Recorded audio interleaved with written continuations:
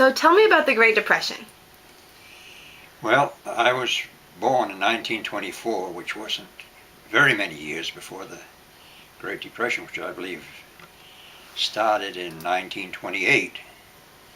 Herbert Hoover had been president, and the country was in bad shape, and the stock market was high, and when the stock market failed, the banks all failed. Right, everybody lost whatever money they had, and the country was in turmoil. As I said, I was about 4 or 5 years old. My father had had a job on the Maine Central Railroad. He lost that. We had been living in our own home in Rumford, Maine, but my father, my mother, and I. But it was only partially completed. But that winter we moved down to my grandmother's house where we lived for that winter. I remember my father did get a job working on the river cutting ice. Those days people didn't have refrigerators and freezers like we have, so they had an ice box where they kept the milk and butter and so forth cold. We had enough to eat there. They had a flock of hens. We had plenty of eggs. Earlier years, in the 1915 or so, they had a cow, but they didn't have a cow at this time. But I remember going down in the basement in the barn and gathering the eggs. And they canned a lot of vegetables too. They were raised in the garden, so we didn't go hungry. We had plenty to eat. And I guess in 1932, when FDR was elected, he started his New Deal. And a lot of the young men, 18 to 20, part of the New Deal was what they call the CCC, Civilian Conservation Corps, I think it was. Mm-hmm. And it put gave these young men a chance to, well, they built actually national parks and bridges and highways and cut timber and all. It gave them a job, and they didn't pay them very much, but it helped. Actually, the country didn't recover, I don't think, until in the latter part of the 1930s when we started getting into war production. Mm-hmm. And at that time, things changed around a lot because everybody was going to work then producing military supplies. Yep. So can you tell me some about World War II? There's a great sense of patriotism in the country at that time. I think all the boys in my class in high school, we wanted to be in the service. And after graduation, we all boarded the train and went to Portland. We stayed at the YMCA down there overnight.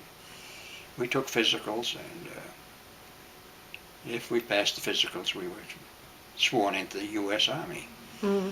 2 friends of mine had met an Air Force recruiter, and they had talked to him and taken what they call the Aviation Cadet exam. And they talked me into taking it, but I had a bad foot, and I was somewhat lame, and I was afraid they wouldn't accept me anyway, because I had tried to get into the Navy previously, and because of that foot, they rejected me. But I took it anyway. We all 3 passed it. And I took my basic training in North Carolina. And was there for a month, and then we moved to what they called CTD, which is College Training Detachment, in Wittenberg College in Springfield, Ohio. Yeah. That lasted from July to November. Then we had to go to San Antonio for classification as either a pilot, co-pilot, or bombardier, or ER. Mm-hmm. Well, I qualified as a navigator. So from there I went to, Houston, Texas, Ellington Field in Houston, Texas. Mm-hmm.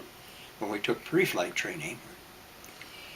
We were through with that, and we went to San Marcos, Texas for navigation training.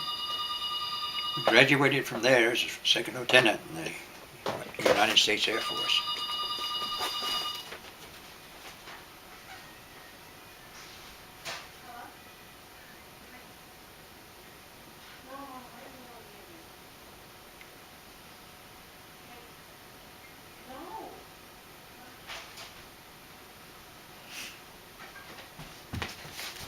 You go. You're good. Okay. There it wasn't the U.S. Air Force, it was the Army Air Force. So. Mm-hmm. Then from there we went to Dyersburg, Tennessee, where we were assigned together as a crew on B-17s, Flying Fortress. This was a 4-engine bomber. We trained there, and from there, December of 1944, we sailed board ship for England. We were assigned to the 452nd Bomb Group, heavy bomb group, at Deetham Green in England, which was north of London, west of Norfolk, really. And from there we had to go through indoctrination and more training. And the Germans at that time had been falling back, but the Battle of the Bulge took place where they, in Belgium, they put up a fierce fight, but they were finally defeated. But the weather had been real bad, so the Air Force hadn't been able to do much. And we didn't fly our first mission, I think, until February 2nd, 1944. From there on, we threw 29 missions total. Wow. And some of them were, well, all of them were scary. I mean, Mm-hmm.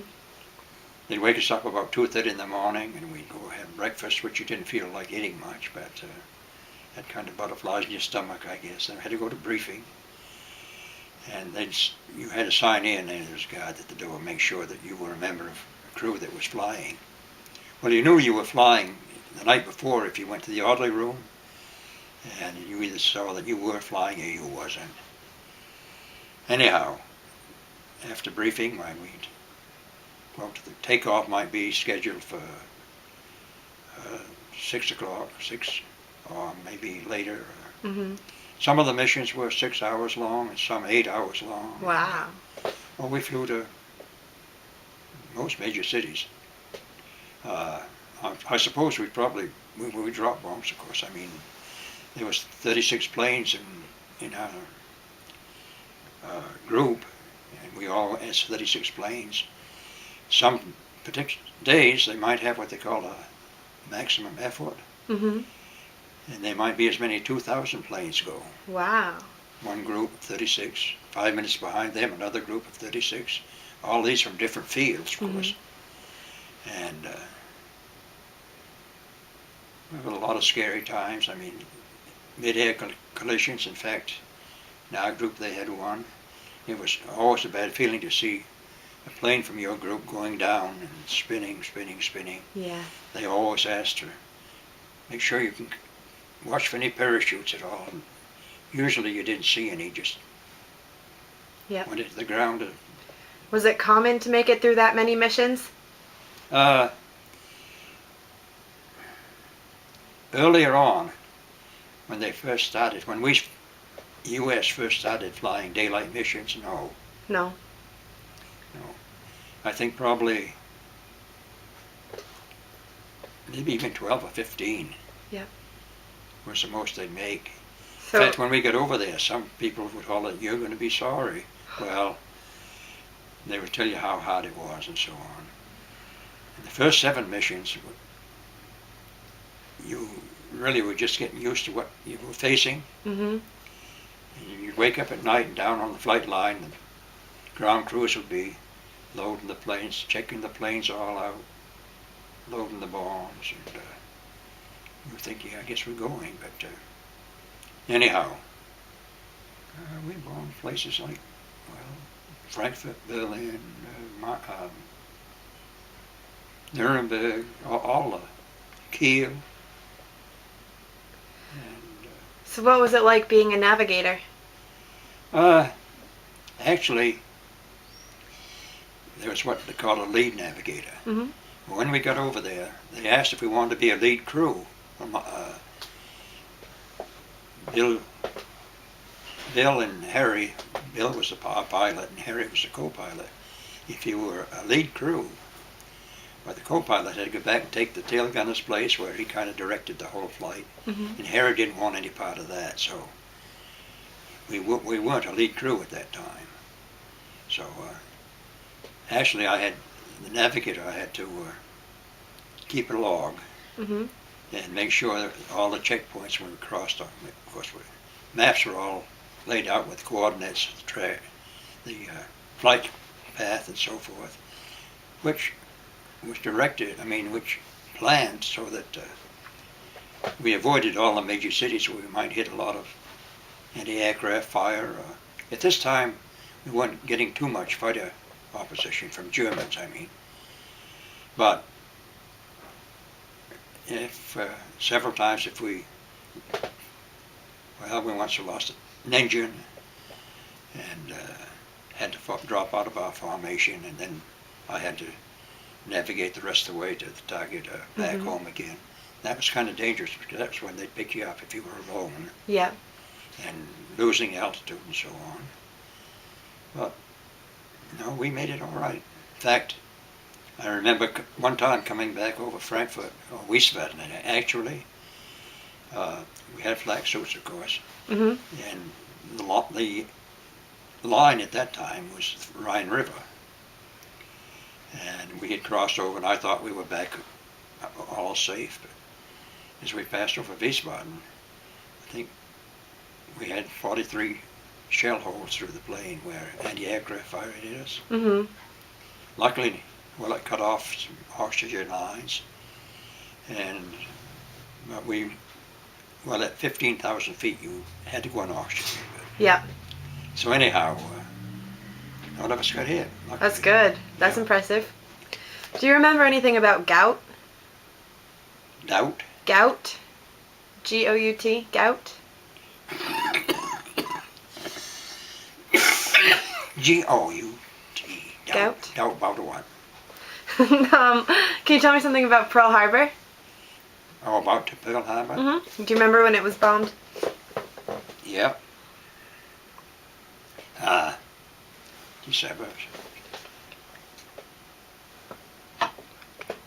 December 7th, 1941. Mm-hmm.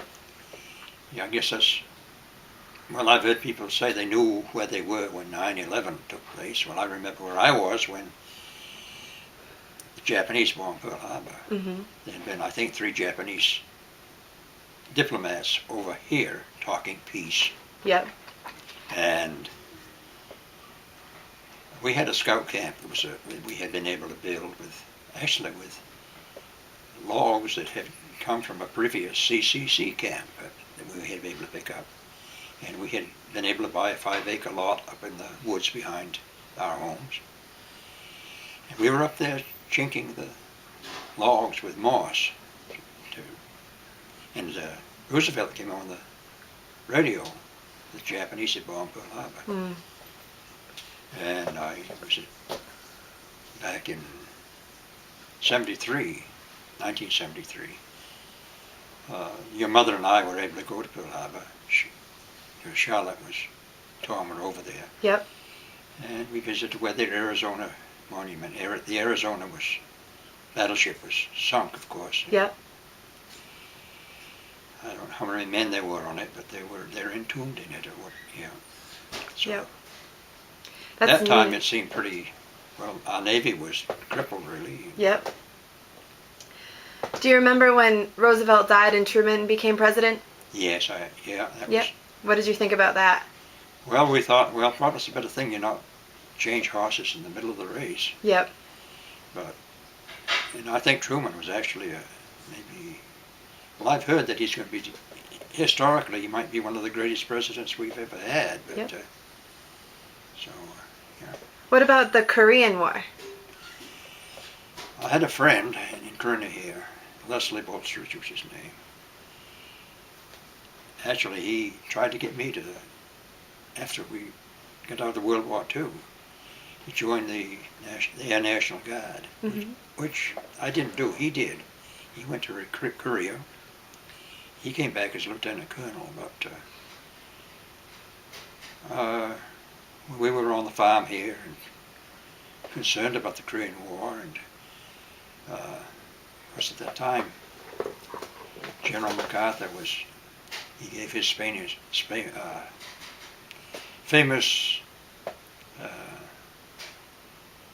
retirement speech or whatever, where he said, "Old soldiers never die, they just fade away." Yep. Yeah. And I kind of held it against Truman, I think, for taking the command away from him in Korea. But, Yep. yeah. What about when Eisenhower was elected as president? I thought that was a great thing. Because, You did? Yeah. Because he had been a great general, really. And Yep. one thing I remember, not politically, but your uncle, Donald Walker, was a game warden, and there was a special camp up, well, around the Ranger Lake regions above there. And they stocked it with trout anyway, and Eisenhower was up there trout fishing, but I didn't see him, of course, but I knew he was coming. And, Yep. yeah. That's neat. That's cool. Do you remember when Disneyland opened? Not really when it opened, but Do you remember the opening of it, though? yeah. Yeah. Have you Yes, ever I been? It was Disneyland, and there was Disney World later. Yep. Yeah. Yep. What about when JFK became president? Well, everybody. Well, he was pretty popular. I mean, because of his service in World War II in the patrol boat. Anyhow, well, he did a great job as far as the Russians had put Sputnik into orbit. And they were way ahead of us, actually, as far as space travel went. But he declared that by 1959 that we would have a man on the moon, and we did. One thing he failed in was the Bay of Pigs invasion of Cuba, but we was at the Cold War then with Khrushchev.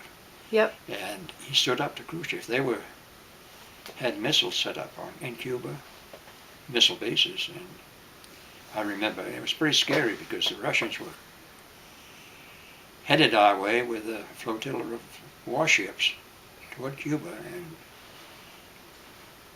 we just told them that they weren't getting through, and they turned back. So but he did a great job there. Yeah. And I mean, it was a shock when he was assassinated, of course. But yeah. Yep. What about the Cold War? Can you tell me anything about that? Well, of course, when Germany surrendered, the Russians took over with part of the eastern part of Germany, part of Berlin. We did have, was it Tempelhof Air Base there, and we had to fly in supplies for 2 years or so, I think. Of course, the stone wall went up there, and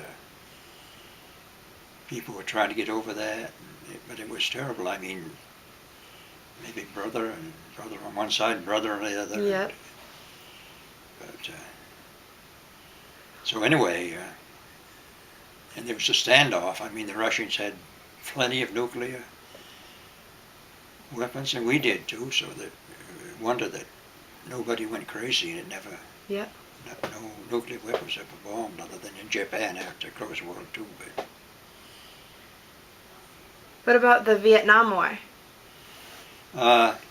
because we were farming, and young men, I forget, well, Dan, there was a lottery picked. If your number was high enough, it wasn't likely that you would be drafted for Vietnam. But Dan's number was, and he was called, but he never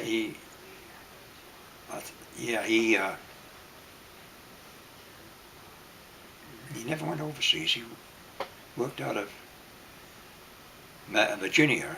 He was in Arlington, I think. Yeah, he was an MP actually. So he escorted prisoners around, and we needed someone on the farm here, and after he'd been in, not sure how many years, perhaps between 1 and 2, we were able to get him discharged. This was towards the end of the war. But that was one thing, I guess, that, well, you're going to ask me about Richard Nixon. I know I saw the line Yeah. there, but So Richard Nixon? Richard You remember Nixon, when he became president? I thought he was going to be a good president, but it You didn't did? turn out that way, of course. But he did get us out of the Vietnam War. Yep. Yeah. But, and Watergate, well, that surprised everybody. Well, he was pretty crude, actually. His language was pretty bad. I Yep. mean, yeah, and so when he was impeached, why, and of course, who was his vice president at the time? Names just escape me now. It's okay. Anyhow, his vice president, became president. Yep. Do you remember the Beatles? Were you a Beatles fan? No, I wasn't No. a Beatle fan. No. Well, I guess there was the beat was what I couldn't understand how so many young people could go crazy at these big concerts they had, if you want to call them a concert. But Yep. I guess it was the beat itself that set them off. Mm-hmm. Elvis Presley, he was rock and roll. I liked Elvis Presley, actually. You did? But I always liked Western music back 40 and 50 year stuff. And the singers back then, women and men both. But I remember the songs I liked in that period, and my father didn't like it all. Yep. He liked songs that were back in the 1915s or 20s probably. Kind of like these days. Yeah, like today, I guess. Yep. Except the music's got worse all the time, if you call it music. What about Woodstock? At the time, we didn't hear nothing about it really. I mean, Really? we heard about it. I think it was just the beginning of our country going downhill. Mm-hmm. What about when Martin Luther King died? Well, that was a shock, but everybody had predicted it was going to happen. Yep. But it did, and most people were distressed over it. Yep, upset. Upset, yeah. What about the 70s and the hippies? What did you think about the hippies? I thought that's what we were, hippies. Yeah? I remember one time that your grandmother and I and your Uncle Dad and Posey, we were in Florida, and we were staying at one of their friends had a home there that he wasn't using, and we went to this little town. Well, it was just a crossroad. Mm-hmm. There was a store there, grocery store, and a Goodwill store, I remember, and a laundromat. And there were a bunch of hippies there. They come in a bus. Their clothing was wet. They went into the laundromat, and there was one girl they were. What was their slogan? Save the rainforest. That's what they were. Yep. They'd been camped out in the woods somewhere, I guess. But they had all this wet clothing. And in fact, I remember this one girl. She was probably early 20s. She stripped right down to her skivvies Oh boy. and put on her clothes in with the rest of them. But anyhow, I guess that's the way hippies were. Yep. And, your grandmother and Aunt Posey, they went into this Goodwill place and they came out with this nice looking suit. Well, they didn't come out, they wanted me to go and see it. And I said, no. I went in anyhow, and it was a suit. Fit well, I tried it on fit well, so they bought it for $10. Came home and I put it on. And everybody started laughing at me. Had bell-bottom trousers, you ever hear of them? Yep. They're big ones. Yeah. Yep. I never wore the suit again. So, Yep. So what was school like when you were younger? school? Yep.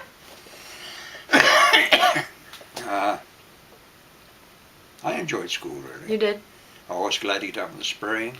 Hated to get back in the fall, but no, it was... Yep. How did you get to and from school? How did walked usually. Yeah? How far was it? To high school, it was 1 3/4 miles. Boy. And we had an hour. But I always went home to dinner usually. Yep. Never took a lunch home, but we figured we had 20 minutes to get home, 20 minutes to eat, and 20 minutes to get back.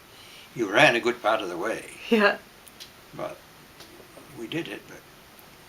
Yep. Well, then in my junior year, I was shot in the ankle, so I missed 6 weeks of school first. Mm-hmm. And we had a spring vacation. We came down to the farm here, and I ice fished for a week pretty near on Weymouth Pond. Mm-hmm.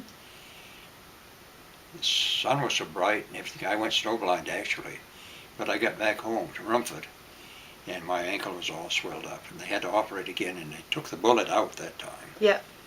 And I lost another 8 weeks of school. So I had a lot of school to make up, but I went on crutches for that until that spring. But Yep. Do you have anything else you'd like to say? glad it's over. No, not really, no. You got any more questions? No, I think that's about it. Well, fine. Thank you.